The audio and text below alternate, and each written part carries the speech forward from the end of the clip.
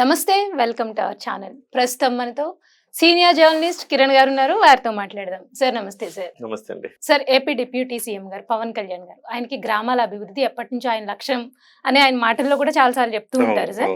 So మన్యం గ్రామాలను అభివృద్ధి చేయాలని మొన్న ఒకసారి వెళ్ళి ఆయన విజిట్ చేయడం జరిగింది. అలాగే ఆ గ్రామాల్లో ఉన్న ప్రజలతో కూడా ఆయన మమేకం అయ్యారు, మాట్లాడారు. సో అందులో భాగంగా 250 కోట్లు నిధులు వచ్చాయని దానికి ఆయన మన్యం గ్రామాలను అభివృద్ధికి వినియోగిస్తున్నారు అనే న్యూస్ వచ్చింది సార్. దీన్ని మీరు ఎలా విశ్లేషిస్తారు సార్? ఒకటి మనం ఇక్కడ ఆలోచించాల్సింది ఏంటంటే, ఒక నిజాయితీపరుడైన ఒక వ్యక్తి రాజకీయాల్లో ఉంటే ఎలాంటి ఫలితాలు వస్తాయి అని చెప్పడానికి అనేక ఉదాహరణలు ఇటీవల కాలంలో పవన్ కళ్యాణ్ గారి తరపున మనం చూస్తా ఉన్నాం. ముఖ్యంగా మన్యం గ్రామాలండి. స్వతంత్రం వచ్చి మనకి 1947లో వచ్చింది స్వతంత్రం. ఆల్మోస్ట్ 70-78 సంవత్సరాలు అవుతాం స్వతంత్రం వచ్చి. ఇన్ని సంవత్సరాలుగా కూడా మన్యం గ్రామంలో కనీసం రోడ్లు లేవండి. మరి ఎవరిని మనం తప్పు పట్టాలి? సో పాలకుల్ని మనం ఏ రకంగా వాళ్ళ పనితీరును మనం చూడాలి చెప్పండి.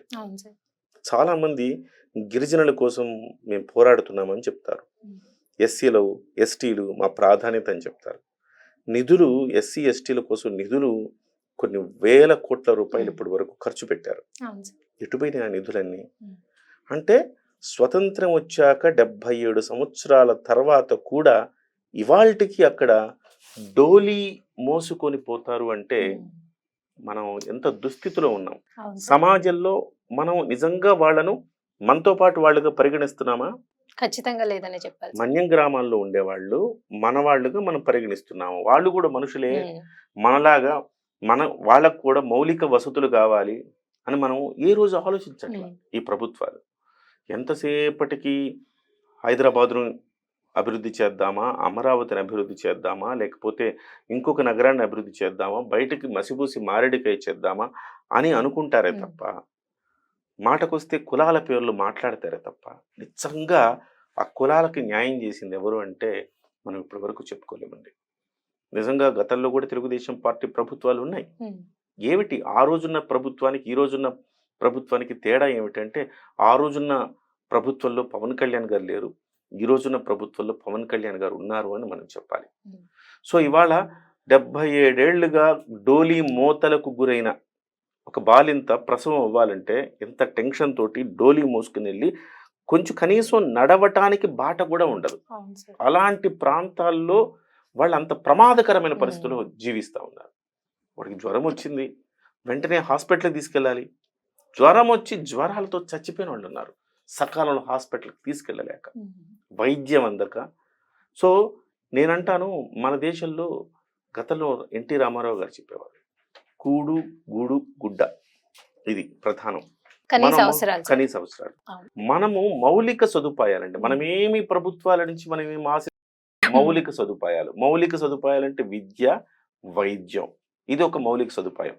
మీరు చక్కగా చదువుకోవటానికి బడి ఉండాలా, అలాగే ఏదైనా రోగం వృష్టి వస్తే వైద్యం చేయించుకోవడానికి ఆసుపత్రి ఉండాలి, వాటికి అక్కడ దాకా వెళ్ళటానికి రోడ్డు ఉండాలా, అంతే కదండి. అలాంటి పరిస్థితుల్లో కూడా ఇవాళ లేదు మన్యం గ్రామాలు అంటే మనం నిజంగా ఒక పౌరులుగా మనం సిగ్గుతో తల వంచుకోవాలి. పవన్ కళ్యాణ్ గారు తాను అధికారంలో లేనప్పుడు కూడా మన్యం గ్రామాలను సందర్శించారు. ఖచ్చితంగా నేను మన్యం గ్రామాలకి వస్తాను, నా అధికారం వస్తే డెఫినెట్గా మీ జీవితాలు బాగుపరుస్తానన్నాడు. ఇవాళ చెప్పాడంటే చేస్తాడంతే అన్నట్టుగా ఇవాళ పవన్ కళ్యాణ్ గారు ఆ మన్యం గ్రామాలకు వెళ్ళి తిరిగి మొన్న ఇటీవల కాలంలో తిరిగాను, మీకు గుర్తుండే ఉంటుంది, మనం కూడా మాట్లాడుకున్నాం.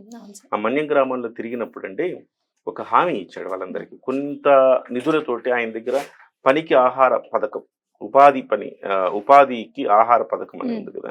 సో ఆ పనికి ఆహార పథకం నిధులతోటి ఆయన కొంతవరకు రోడ్లు అవన్నీ వేయించగలిగితే మళ్ళీ కేంద్రం నుంచి నిధులు వస్తే తప్ప వేయించలేము, పూర్తిగా వేయించాలంటే డబ్బులు లేవు. రాష్ట్రంలో డబ్బులు లేక ఓవరాల్గా మనం ఒక రకంగా చెప్పాలంటే అప్పుల ఊబిలో కూరుకుపోయినాం. ఎంతసేపటికి జగన్మోహన్ రెడ్డి బటన్ నొక్కా అంటే ఆ బటన్ నొక్కితే డబ్బులన్నీ ఇటుపోయినాయి. కనీసం నీకు ఇక్కడ ఒక రోడ్డు లేదురా బాబు అని చెబుతుంటే కూడా నువ్వు బటన్ నొక్కితే ఎవరికి ప్రయోజనం? ఎవరికైనా ప్రయోజనం కనపడిందా? మన్యం గ్రామాల్లో నివసించే ప్రజల్లా కనిపించలేదా? ఎంతసేపటికి ఎన్ని మాటలు మాట్లాడతారు. సో కాబట్టి ఇలాంటి వాళ్ళందరికీ చెంపపెట్టులాగా ఇవాళ ఆ రోజు పవన్ కళ్యాణ్ గారు వెళ్ళారు, మన్యం గ్రామాల్లో అధికారంలో లేనప్పుడు తిరిగారు, హామీ ఇచ్చారు, అధికారం రాగానే మళ్ళీ వెళ్ళారు, తిరిగారు. ఆ హామీ మేరకు కొన్ని పనులు చేశారు. జనవరిలో కేంద్ర ప్రభుత్వం నుంచి నిధులు తీసుకొస్తాను, ఖచ్చితంగా మీకు నేను రోడ్లు ఇస్తాను అని చెప్పాడు.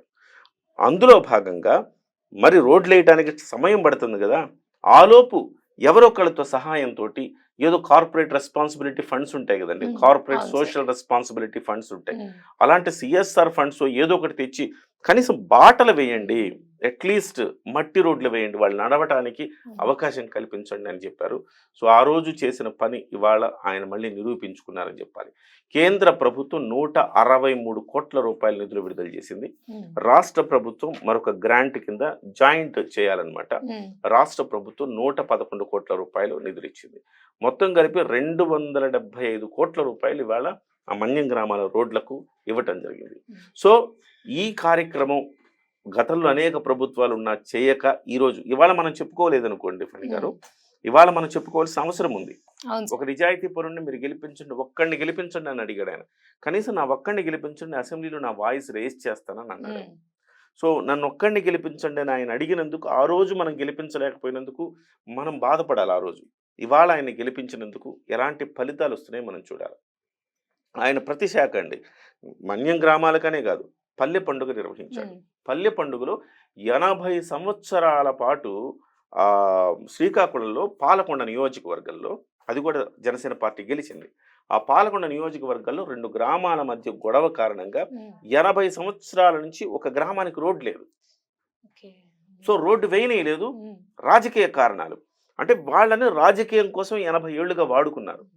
ఇవాళ ఆ గ్రామంలో రోడ్డు వేయించాడండి, 80 ఏళ్ల కళ నెరవేర్చాడు. ఇవాళ ఏముందండి, కూర్చొని మాట్లాడి రాజకీయాలకు అతీతంగా మాట్లాడి రోడ్డు వేయలేమండి, ఇన్ని ప్రభుత్వాలు వచ్చినాయి.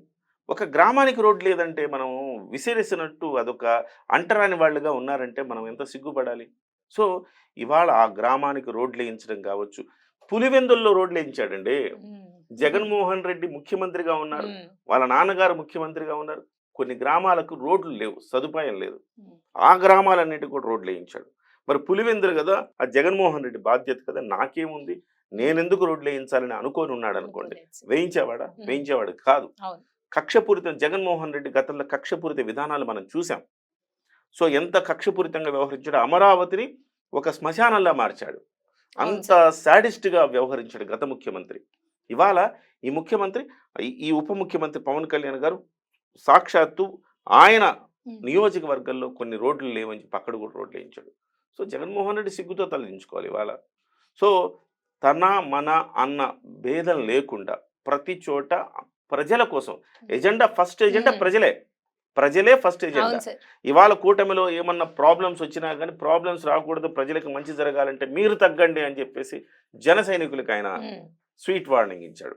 సో ఇవాళ ఇవన్నీ మనం ఆలోచిస్తే ఒక నిజాయితీ పరుణ్ణి గెలిపించుకోవటం వల్ల ఇన్ని ప్రయోజనాలు ఉన్నాయి. నిజంగా అతన్ని ముఖ్యమంత్రి చేసుకుంటే రాబోయే భవిష్యత్ కాలంలో అతనికి పూర్తి స్థాయి మెజారిటీ వచ్చి అతన్ని ముఖ్యమంత్రి చేసుకోగలిగితే ఇంకెన్ని ఫలితాలు వస్తాయి చెప్పండి.